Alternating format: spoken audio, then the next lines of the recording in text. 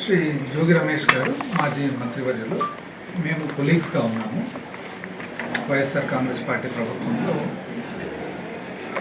5 సంవత్సరాల పాటు అసెంబ్లీలో జగన్మోహన్ రెడ్డి గారి నాయకత్వంలో మేమందరం కూడా పనిచేయడం జరిగింది.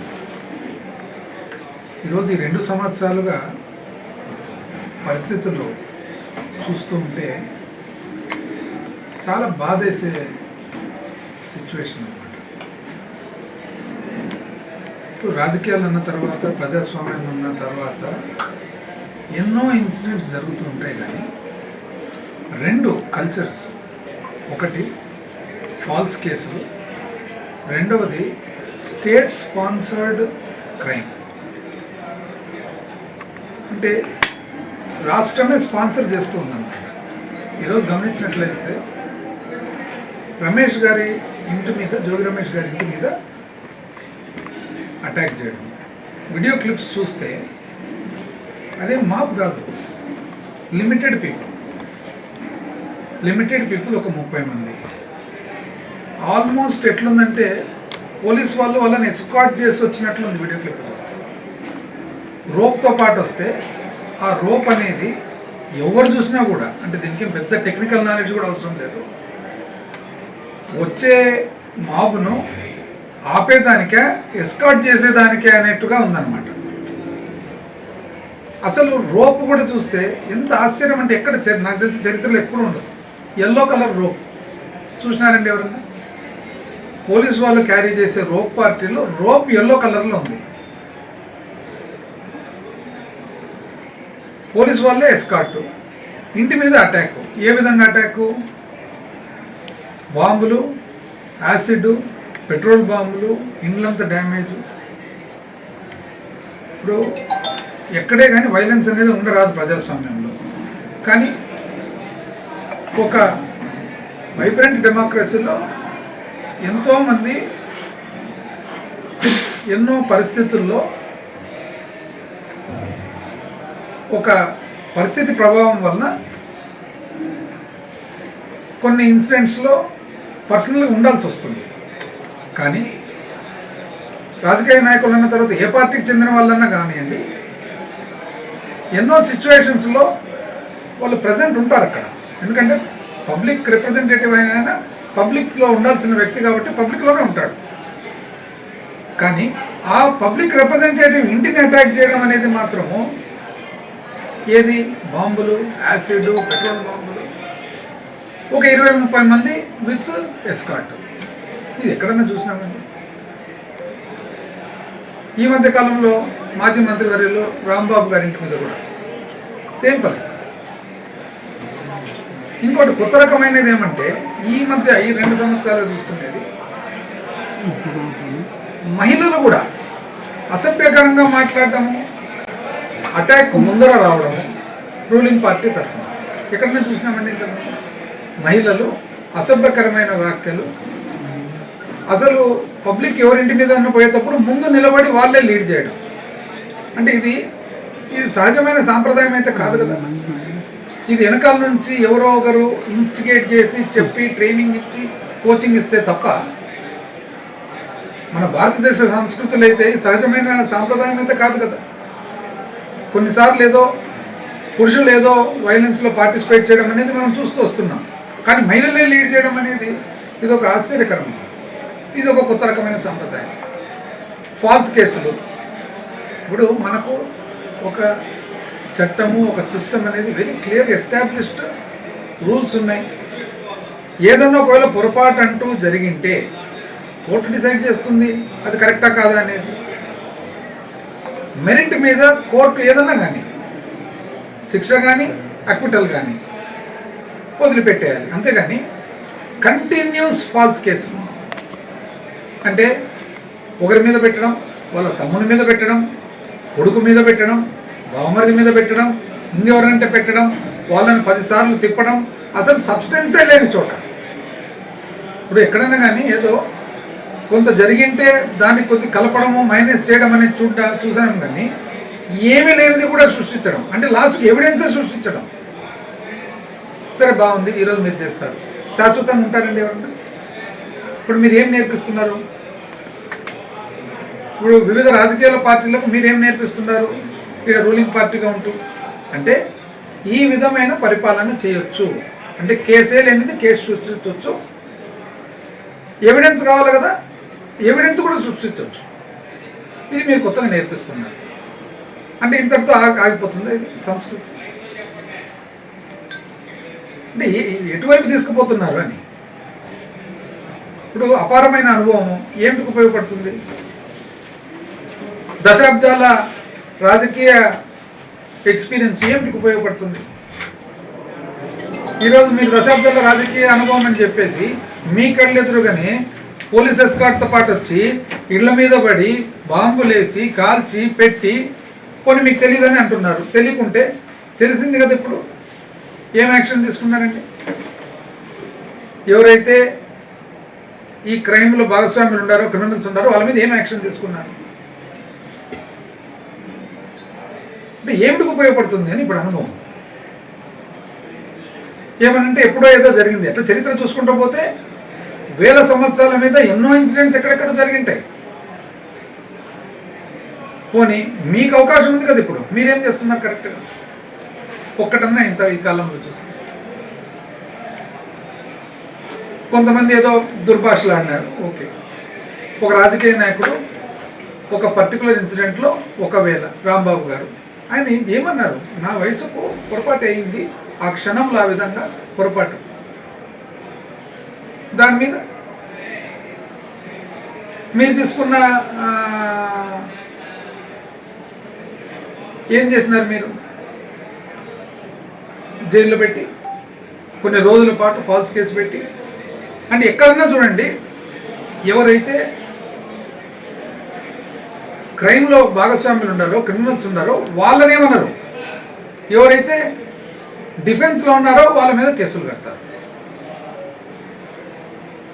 ఇది ఏం సాంప్రదాయము? ఎట్లా తీసుకుపోతున్నారు?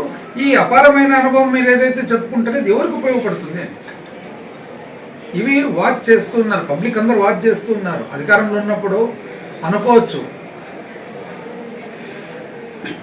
ఎవరేమీ చూడడం లేదు, ప్రతి ఒక్కటి పబ్లిక్ వాచ్ చేస్తున్నారు.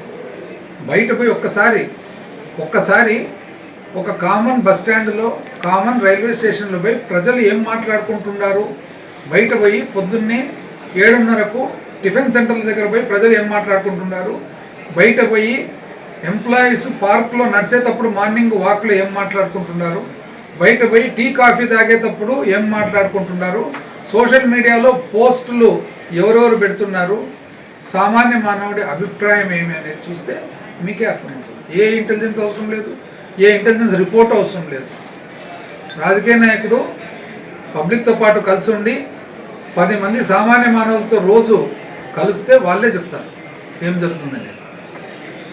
చాలా రాంగ్ ఈ పద్ధతి పరిపాలన. మీరు ఈరోజు ఉంటారు, ఎవరు కూడా శాశ్వతం కాదు. మీరు ఈరోజు ఉంటారు, రేపు పొద్దున ఇంకోరు వస్తారు. కానీ మీరు సెట్ చేసిన ట్రెండ్, సెట్ చేసిన విధానము సమాజాన్ని కానీ సామాన్య మానవుడిని కానీ ఏ పక్క తీసుకుపోతుంది అనేది మాత్రం అది పర్మనెంట్.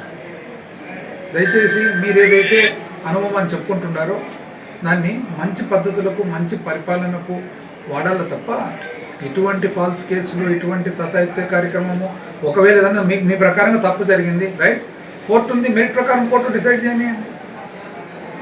తప్పు నిజంగా తప్పు అంటే ఏ సామాన్య మానవుడు కూడా ఎందుకు తప్పును రైట్ అంటాడు? కానీ మీరిట్లా ఈ ఫాల్స్ కేసులు పెట్టే సంస్కృతి, ఈ ఇండ్ల మీద అటాక్ చేసే సంస్కృతి, ఈ పోలీస్ ఎస్కార్ట్తో పాటు పెట్టే సంస్కృతి చూడండి. ఇప్పుడు మీ సంస్కృతి వలన పోలీసు వాళ్ళు ఏం చేస్తున్నారు, రోప్ కూడా ఎల్లో కలర్ రోప్ వేసుకొని తిరుగుతున్నారు. అంటే పబ్లిక్ వాచ్ చేయలేదు అనుకుంటున్నారా? ఇది ఎక్కడి నుంచి వస్తుంది వాళ్ళకు ఇటువంటి ఆలోచన? అంటే రోప్ను కూడా పసుపచ్చ రోప్ కట్టుకోవచ్చు అనేది తప్పి అదేమన్నా తాలిబొట్ట పసుపచ్చ పెట్టేదండి. అంటే ఇవన్నీ కూడా పబ్లిక్ వాచ్ చేస్తున్నారు. కాబట్టి ఖచ్చితంగా 100% పద్ధతులు మార్చుకోకుంటే మాత్రం 100% మూల్యం చెల్లించాలి. బడ్జెట్ లో సంక్షేమ పథకాలకి పెద్దగా కేటాయింపులు జరగలేదు కదా సార్, దాని గురించి చెప్పండి సార్. ఇప్పుడు బడ్జెట్ అనే డాక్యుమెంట్ అది నిజంగా అది సత్యం పలికే డాక్యుమెంట్ అయితే దాని మీద ఏమన్నా మనం సమాధానం చెప్పవచ్చు. సత్యమే లేని డాక్యుమెంట్ ఏదైతే ఉందో ఇంకా దానికి ఏం చెప్పగలుగుతాం? ఇప్పుడు ఎంత ఆదాయం వస్తుంది, ఎంత ఖర్చు పెడుతుంది, అది బడ్జెట్. ఒక శాసనసభకు కానీ పార్లమెంట్ కానీ ఎన్నో బాధ్యతలు ఉంటాయి, కానీ ప్రధానమైన బాధ్యత ఏం పరిపాలనలో బడ్జెట్. ప్రజలందరినీ కూడా పరిపాలనలో ప్రజలను పాలించేది ఎట్లా? బడ్జెట్ ద్వారానే కదా. ప్రతి ఒక్కటి బడ్జెట్తో ముడిపడినదే కదా. వచ్చినవి కరెక్ట్గా చెప్పడం లేదు, ఖర్చులు కరెక్ట్గా చెప్పడం లేదు. ఇంకా దాని గురించి ఏం మాట్లాడగలుగుతాం మనం? ఇప్పుడు 10 సత్యాలలో 2-3 అసత్యాలు ఉంటే మనం చెప్పొచ్చు. 10 సత్యాలలో 9 అసత్యాలు ఉంటే ఇంకా మనం ఏం చెప్పేది ఏముంది దాంట్లో? ప్రజలే చూస్తున్నారు. మనం ఎన్ని చెప్పినా ఎన్ని చెప్పకుండా ప్రజలే చూస్తున్నారు. నీకు 15, నీకు 15, నీకు 18, నీకు 20 అన్నారు కదా. 15, 18, 20 ఎక్కడున్నాయి?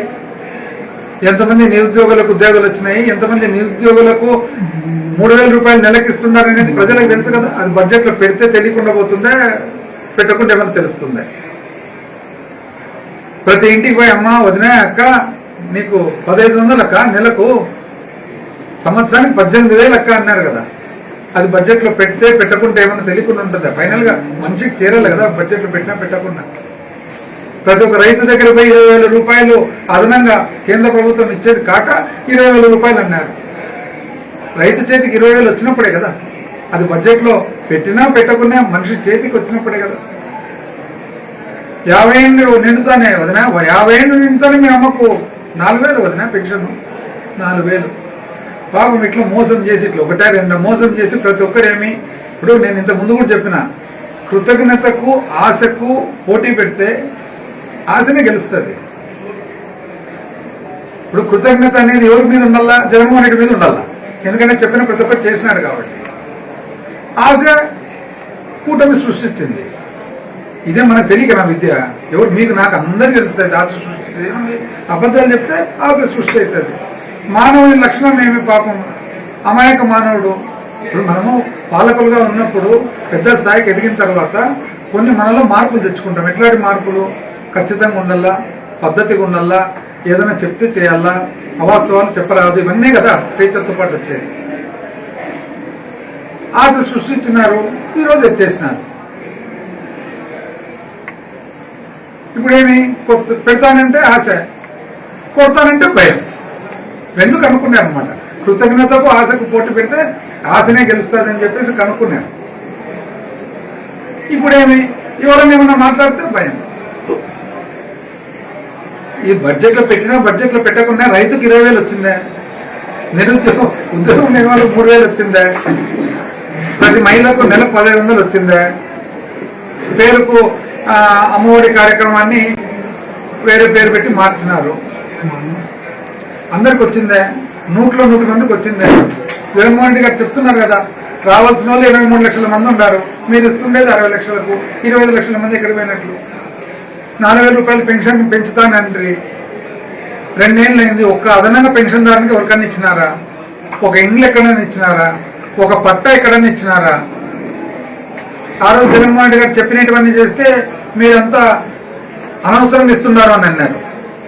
అనవసరంగా ఇస్తున్నారని చెప్పిన మంచి జగన్మోహన్ రెడ్డి గారు ఏమన్నారు? పేదవాడిని చూసుకోవడమే ప్రధానమైన బాధ్యత నాది, పేదవాడిని చూసుకున్న తర్వాత మిగతా అవన్నీ వస్తాయనేది ఆయన వాదన. వీళ్ళు ఏమన్నారు? అసలు మీరు పేదవాడిని చూసుకోవడమే అనవసరం అనేటట్లు చెప్పి ఎలక్షన్ టైం వచ్చేటప్పటికి అందరూ 300 ఇస్తా అంటారు. ఆశ. సో మనిషి పాపం ఏం ఆశాజీవి. పేదరికంలో ఉండే తోలు ఎవరైనా కానీ బోల్తా పడడానికి అవకాశం ఉంది. మానవుడు కదా. అది కనుక్కున్నారు. ఏమని? ఎప్పుడైనా కానీ మానవుడిని టెంప్ట్ చేయొచ్చులేని కనుక్కున్నాడు. అది ఇది ఎన్నోసారి? 4వసారి. ప్రజలు కూడా గమనించుకోవాలి. ఇప్పటికి 4 సార్లు అయింది మోసపోవడం. ఇంకా బడ్జెట్ ఉంటే ఈ 4 సార్లు మనం పెద్దరికంగా రోజు మీటింగ్ పెట్టి మోసం చేసేటప్పుడు ఇంకా బడ్జెట్ అది ఒకటి లెక్కన. సార్, టీటీడీ దేవస్థానం చైర్మన్ మీద బహిరంగ లేఖలు చూపిస్తున్నారు మీ వైసీపీ పార్టీ వాళ్ళు. ఎంతవరకు వాస్తవాలు ఉన్నాయంటే? వాస్తవం అయితేనే కదా చూపించేది. వాస్తవం కాకపోతే నేను ఒకటి చెప్తానండి, మా పార్టీ తరఫున ఏదైనా వచ్చింటే మాత్రం ఎప్పుడు కూడా అది ఖచ్చితంగా ఎవిడెన్స్తో పాటు ఉండనే వస్తుంది. ఎందుకంటే ఫస్ట్ పాయింట్, జగన్మోహన్ రెడ్డి గారు ఒప్పుకోరు ఇట్లాంటివన్నీ. ఆయన 1కి 10 సార్లు చెప్తాడు. మీరు ఏం మాట్లాడినా కూడా 1కి 3 సార్లు చూసుకోండి, అది కరెక్టా కాదా అని. కరెక్ట్ కాకుంటే మాట్లాడొద్దండి అని ఫస్ట్ మాకు ఆదేశాలే పైన నుంచి ఆ విధంగా ఉంటాయి. కాబట్టి అవాస్తవంగా మాట్లాడేది అనేది అసంభవం. కాకపోతే వాళ్ళు లెటర్లతో పాటు చెప్తున్నారు కదా. ఆయనే ఒప్పుకున్నాడు, చైర్మన్ ఒప్పుకున్నాడు కదా, తప్పేముంది? ఆయనే అంటున్నాడు తప్పేముంది ఆయన.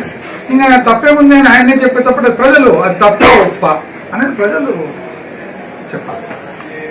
మండలిలో అసెంబ్లీ మీద తిరుపతి లడ్డు మీద చర్చ జరగలేదు దాన్ని మండలిలో చర్చ జరగట్లేదు లడ్డు విషయం మీద. లడ్డు విషయం మీద చర్చ జరగనీయట్లేదు సార్. హెరిటేజ్ దాని మీద చర్చ చేస్తుంటే జరగనివ్వట్లేదు అసలు.